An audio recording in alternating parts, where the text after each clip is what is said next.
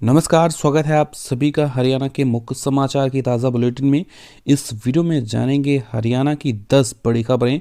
सभी खबरों को जानेंगे विस्तार से। अगर आप हरियाणा के किसी भी जिले से वीडियो को देख रहे हैं तो वीडियो पर एक लाइक कर दें, वीडियो को शेयर ज़रूर करें। आप सभी लोग वीडियो तो देख लेते हैं पर वीडियो पर ना ही लाइक करते हो ना ही वीडियो को शेयर करते हो, तो सभी लोग वीडियो को लाइक एंड शेयर ज़रूर किया करें। शुरू करते हैं हरियाणा के मुख्य समाचार की पहली बड़ी खबर से। तो हरियाणा में खिली धूप, शीतलहर जारी। 24 घंटे में तापमान 6.5 डिग्री तक बढ़ा। 30 से छाएंगे बादल, 1 फरवरी को बारिश। तो हरियाणा में एक दिन धूप खिलने से पारा चढ़ने लगा है।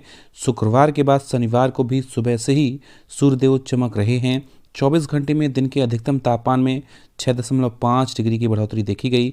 हिसार का तापमान 14.5 से बढ़कर के 21 डिग्री तक पहुंच गया। प्रदेश के अन्य जिलों का भी यही हाल रहा है। सभी जिलों में दिन के तापमान बढ़ चुके हैं।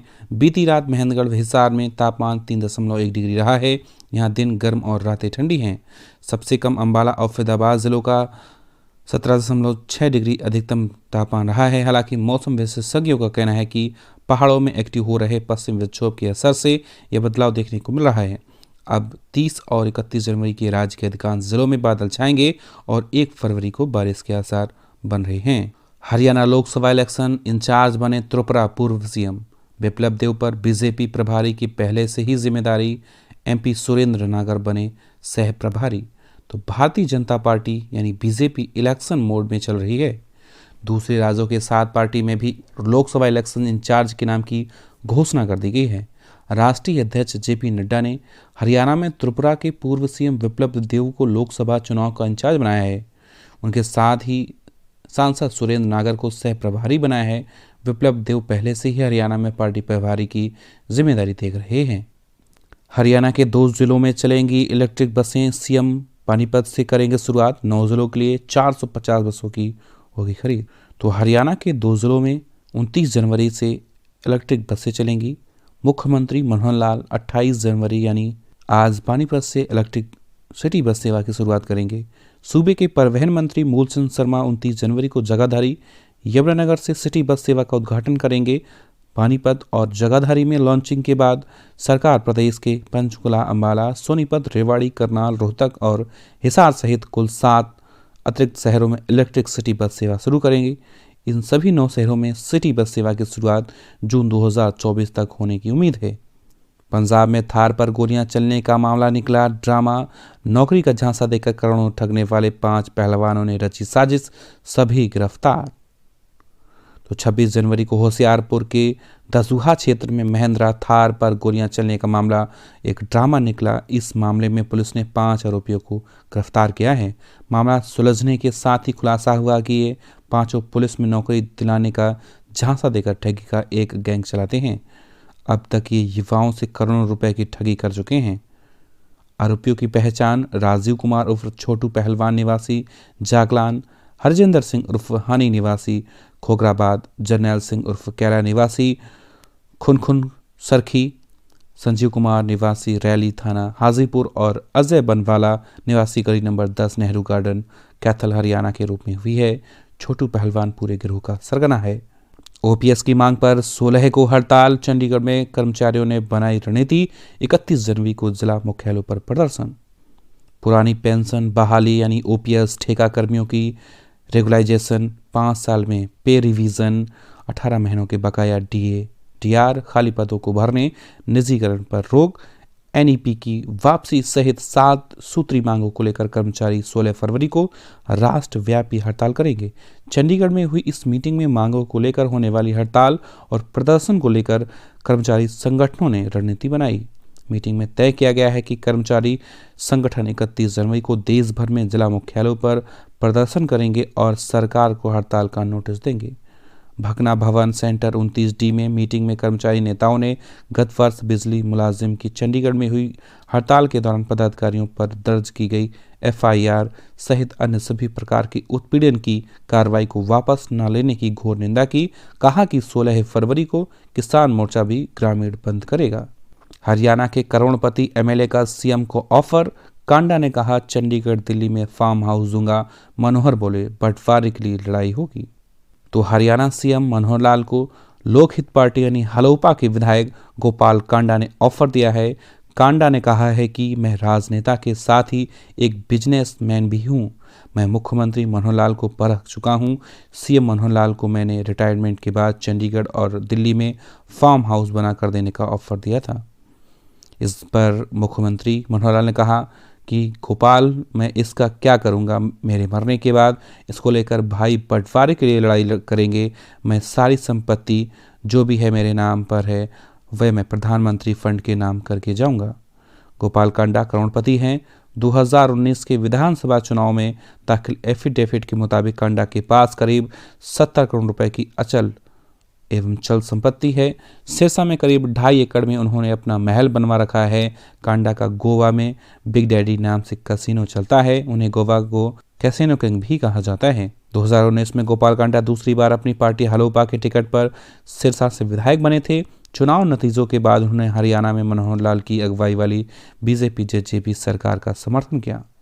हरियाणा सीएम की गणतंत्र दिवस पर 3 घोषणाएं। 30 गज का प्लाट मिलेगा 15 और मंडियों में अटल कैंटीन। हर महीने आएंगे बिजली बिल। तो हरियाणा के सीएम मनोहर लाल ने गणतंत्र दिवस पर 3 घोषणाएं की। सीएम ने कहा कि सरकार गैर शहरों में मुख्यमंत्री शहरी आवास योजना शुरू करने जा रही है। 1 फरवरी से इसकी शुरुआत कर दी जाएगी। इसके साथ ही किसानों मजदूरों को सस्ती दरों पर खाना देने के लिए सूबे के मंडियों में 15 और अटल कैंटीन खोली जाएंगी। सीएम ने घोषणा की है कि अब हर महीने लोगों के घरों में बिजली के बिल आया करेंगे। इसके साथ उन्होंने कहा कि करनाल में स्थित डॉक्टर मंगल सेन ऑडिटोरियम में डॉक्टर मंगल सेन की मूर्ति तथा कल्पना चावला मेडिकल कॉलेज में कल्पना चावला की मूर्ति स्थापित की जाएगी। सोनीपत में व्यक्ति की 6 गोलियां मारकर हत्या, बहाने से बुलाकर ले गए, सिर बाजू पेट छलनी किया। पिछले महीने की थी बेटी की शादी।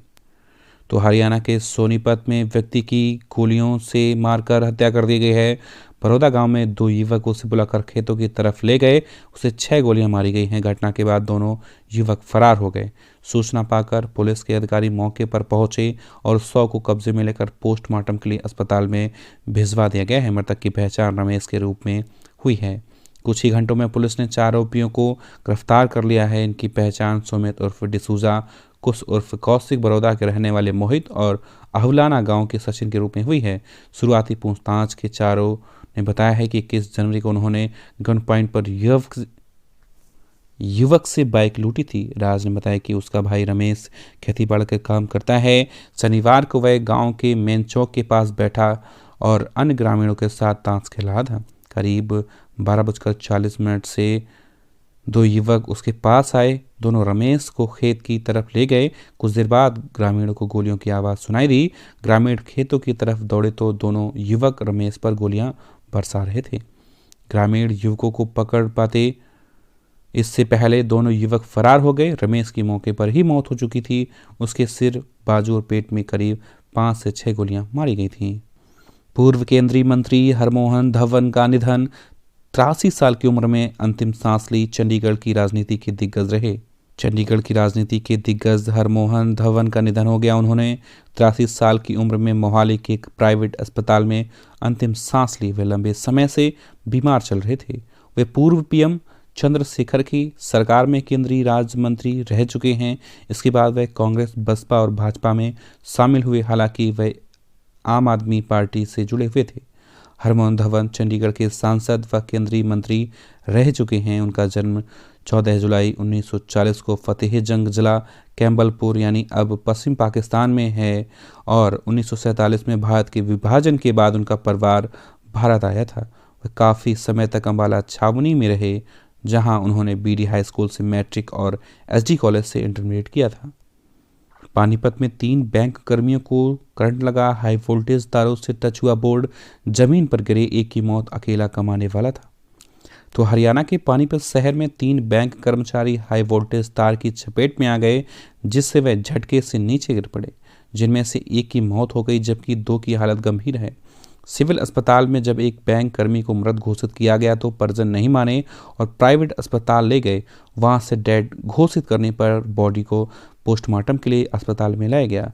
यह हादसा पानीपत के व्यस्त संजय चौक पर हुआ। पुलिस के मुताबिक अक्षय, अजय और आशीष आईसीआईसीआई बैंक के होम लोन डिपार्टमेंट में काम कर रहे थे। तीनों मुखीजा कॉलोनी के रहने वाले हैं और आपस में दोस्त थे। पुलिस के मुताबिक तीनों दोस्तों ने मिलकर संजय चौक पर अपने लिए ऑफिस किराए पर लिया था। यहाँ पर पुराने किसी ऑफिस का बोर्ड लटका हुआ था।